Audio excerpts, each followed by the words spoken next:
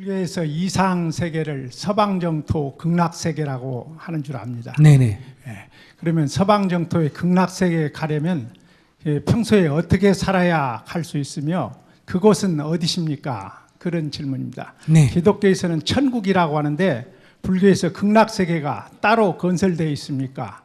영혼만 거기서 사는 곳입니까? 네.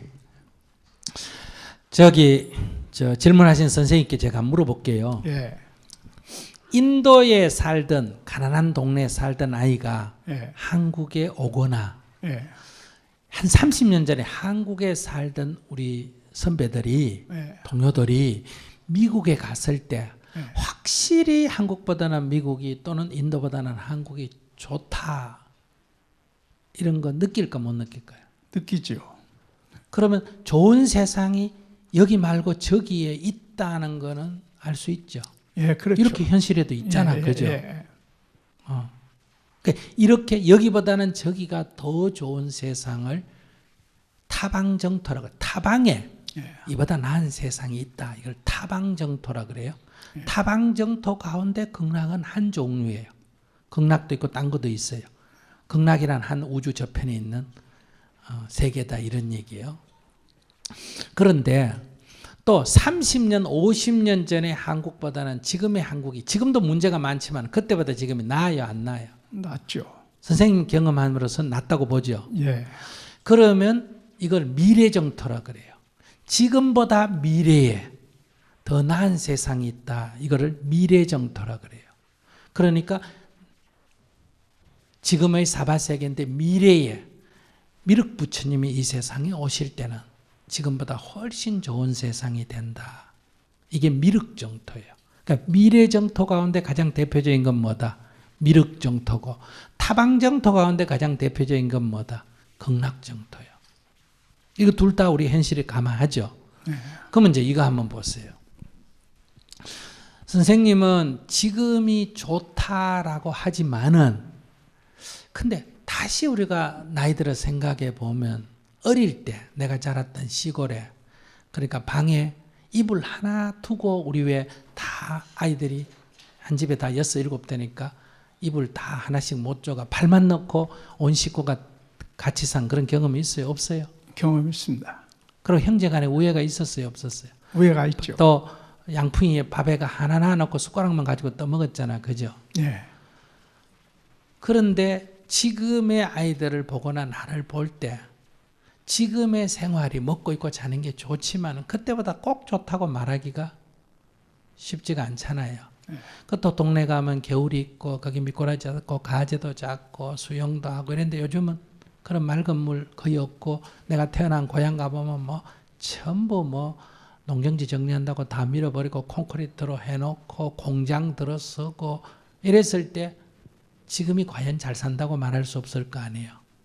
특히 저는 이거를 독일에 30년 전에 갔던 사람, 미국에 지금 가 계시는 분, 나이가 60, 70 되신 분은 다 처음에는 미국이 좋았는데 지금은 어디가 더 좋다? 한국이 더 좋고 옛날이 더, 한국도 지금 한국 아니 옛날 한국이 더 좋다 그래요.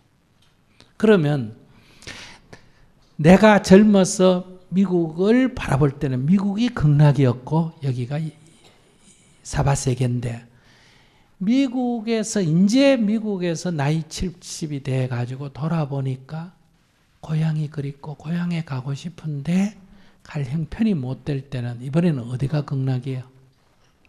내가 태어난 고향 어린 시절이 극락이고 미국이 오히려 사바세계가 되겠죠. 예. 그러면 극락이라는 게 있다고도 말할 수 있지만은 좋은 세상이라는 게 결국은 자기가 그리운 데가 어디다? 좋은 세상이다. 이런 결론을 또 도출할 수 있어요, 없어요? 예, 있습니다. 있죠. 예.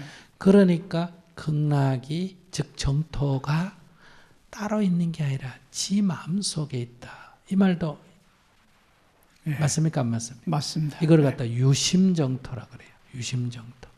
정토가 마음에 있지 밖에 있는 게 아니다. 이런 얘기예요. 이 세계가 다 현실이에요. 그런데 이제 어떻게 가느냐? 선은 유심정토적 관점을 갖는 거거든요. 선이라고 하는 거는 그러니까 미래의 정토를 추구하는 것도 아니고 타방의 정토를 추구하는 것도 아니고 뭐다? 지금 여기가 정토임을 자각하는 거예요. 그럼 지금 여기가 정토임을 자각하는 게 바로 해탈과 열반, 진정한 행복과 자유를 먼 미래세에 추구하는 것도 아니고 죽은 뒤에 추구하는 것도 아니고 다른 곳에서 추구하는 것도 아니고 지금 여기 내가 행복을 느끼면 이곳이 정토다 이런 얘기예요. 그러니까 오고 갈 게 없다는 거예요. 그럼 오고 갈 것이 없는 유심정토의 경지에 이르게 되면 미래 정토가 오면 이 사람은 거기에 주인이 될 수 있을까 없을까? 있을 거고 만약에 타방정토가 있어서 가야 된다면 안 가도 되지만 가야 된다면 이 사람 갈까 안 갈까요? 갈 수 있죠. 그러니까 수행자는 정토가 바깥에 있느니 미래가 있느니 이런 생각을 안 하는 거예요. 없다고 하는 게 그래서 생각 안 하는 게 아니라 있든지 없든지 그건 도무지 상관이 없다. 지금 여기 이대로 행복하다면 그것은 미래에도 행복할 거고 죽은 뒤에도 행복할 거다. 죽은 뒤에 있는지 없는지 그거는 사람들이 있다 영혼이 어떻다고 말을 하지 그건 증명할 수 있는 게 아니잖아. 그죠?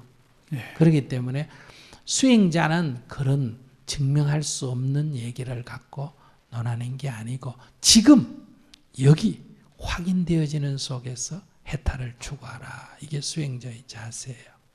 네, 감사합니다. 네.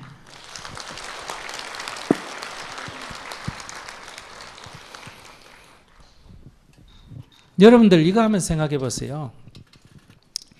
나에게 똑같은 시간을 줬다 이 말이에요. 1시간짜리 일을 줬는데 염소 2마리 잡아라 하는 일이 자기에게 즐거울까? 생선 5마리 뱉따라 하는 게 이로울까?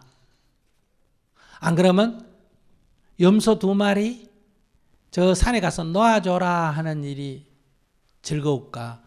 이 생선 5마리 저 바닷가에 가서 놔줘라 하는 일이 자기한테 돈하고 관계없이 자기한테 어느 게 이로울까? 자기가 어느 게 할 때 이 나무를 뽑는 거 하고 나무를 심는 거 할 때 어디서 마음의 기쁨이 생길까? 이거 심리를 잘 보셔야 돼요. 죽이는 것은 타인에게도 해가 되지만 나한테도 심리적으로 즐거운 게 아니에요. 이 말 이해하시겠어요? 놓아주는 거는 그 생명에게도 좋지만 나한테 좋은 거예요. 그러니까 그 생명에게 해가 되면 반드시 과보가 따라요. 나한테 불이익이 따라와요. 그리고 그 생명을 죽임으로 해서 그 순간도 내가 마음이 찝찝해요. 그리고 나중에 반드시 과보가 따라요. 그러니까 어리석은 자가 이렇게 한다는 거지.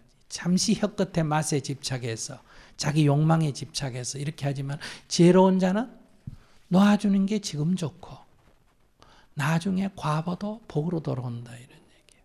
그렇기 때문에 우리가 계율의 기본 방향은 우리를 억압하려고 계율이 생긴 게 아니라 우리의 이 까르마가 통제가 안 되니까 욕망의 눈이 어두워가 저렇게 통제가 안 되니까 그걸 통제시키는 게 계율이에요. 그래서 계율을 지니는 것이 나에게 복이에요. 나의 재앙을 막아주고 복을 가져오는 거다 이런 얘기예요. 그러나 이것은 까르마 업 때문에 항상 저항을 느껴요. 계율을 지키려면 이 업이 마음껏 하려고 하는 것을 막아주니까 일시적으로는 어때요? 속박을 받는 느낌을 갖는데 즉 어떤 여자 종아리 만지고 싶은데 만지지 마라 그러면 속박을 느끼잖아. 욕망이 있으니까. 그죠? 근데 만지고 성추행범으로 감옥 가서 3년 있으면 즐거워할까 괴로워할까? 그렇게 경험을 하면 어때요? 이럴 때는 만지고 싶더라도 만지는 게 너한테 뭘 불러온다? 재앙을 불러오니까 그때는 자신의 욕구가 통제되는 게 너한테 이익이다 이거예요. 저 사람한테 나쁘니까 만지지 마라 이전에 그게 너한테 손해다 이 얘기예요. 그래서 우리가 기본적인 계율을 지니고 살아가야 된다. 이렇게 살 때 이 삶, 지금 여기 이 삶, 여러분들이 그대로 두고 결혼한 사람 결혼한 상태로 두고 혼자 사는 사람 혼자 사는 상태로 두고 나이 들었으면 나이 든 상태로 젊으면 젊은 상태로 이대로 두고도 여러분들이 지금 내가 기쁨을 느낄 수 있어야 그게 수행이에요. 어떻게 돼서 기뻐진다 하는 생각을 하면 한국 사람이 미국 가면 좋을 거다. 미국 교민들 내가 지난 한 달간 순회 강연을 했는데 그 사람들 다 힘든다 그래요. 그걸 보면 어떤 추리가 가능해요. 천국 가면 좋을 거다 하는데 막상 천국 가보면 거기도 또 못 살겠다는 사람 많을 거예요. 안 가보니까 여기서는 가면 좋을 거라고 생각하죠. 왜냐하면 미국 가가 미국 사람들 만나봐요. 다 힘든다 그래요.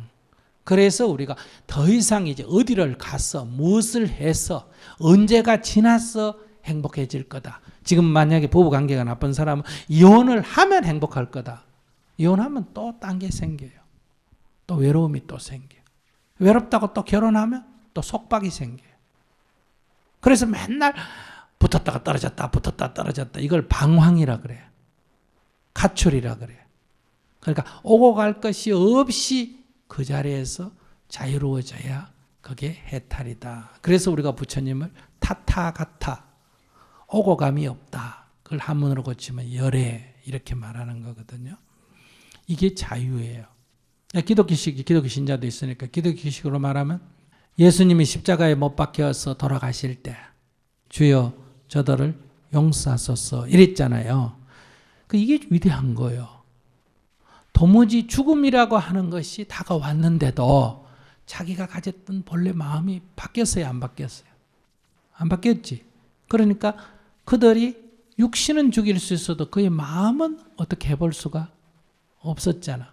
그러니까 죽음 앞에서도 그는 자유로웠다. 삶이 자유로웠다. 이래 말해요. 이게 해탈이다. 열반이다. 이래 말할 수 있겠죠. 죽음 앞에서도 그의 마음이 흔들리지 않았다. 몸은 죽어도 영혼은 고귀했다. 이걸 부활이라고 말할 수 있어야 한다는 거예요. 수행적 관점에서 볼 때는.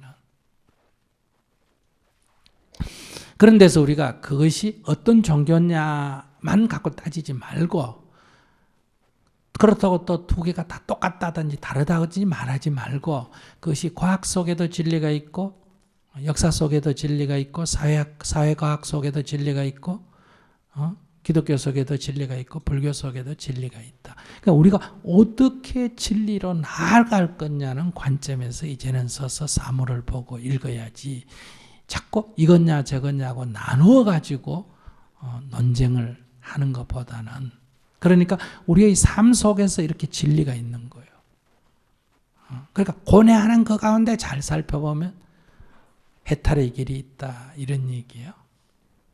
그래서 우리가 확정할 수도 없는 내생의 얘기를 가지고 천국 가는 얘기 가지고 너무 이렇게 시간 낭비할 필요가 없다. 수행자는 좋은 세상이 없다 이래 단정할 필요도 없고 있으면 뭐하다?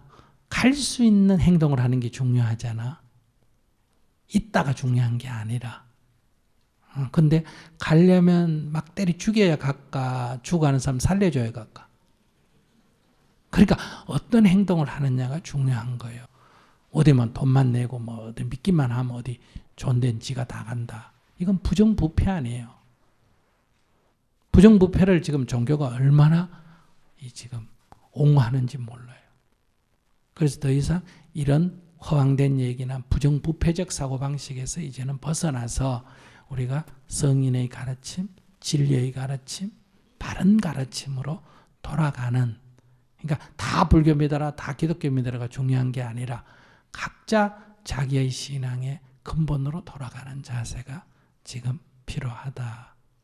이런 말씀 좀 드리고 싶네요.